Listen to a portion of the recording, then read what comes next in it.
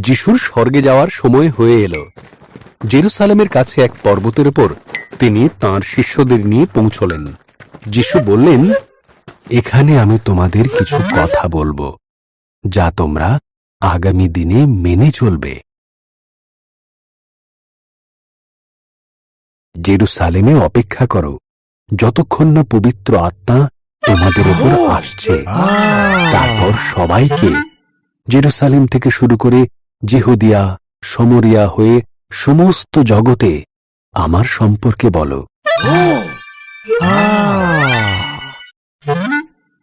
অনেক শিষ্য তৈরি করো, পবিত্র ঈশ্বরের নামে, তার প্রিয় পুত্রের নামে ও পবিত্র আত্মার নামে তাদের বাপ্তিস্ম দাও। আমার কাছে যা শিখেছ তা তাদের শিখিও। আমি সব সময় তোমাদের সাথেই থাকব।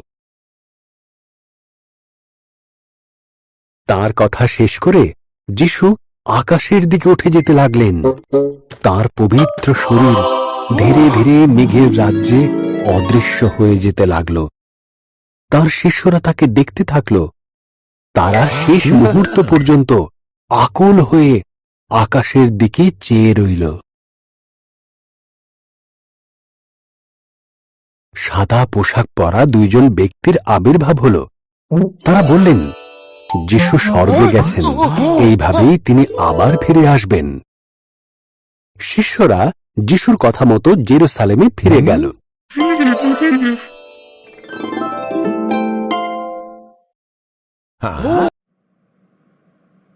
ভিডিওটি সম্পূর্ণ দেখার জন্য আপনাকে অসংখ্য ধন্যবাদ। আরও নতুন নতুন ভিডিও পেতে চ্যানেলটিকে সাবস্ক্রাইব করে রাখুন।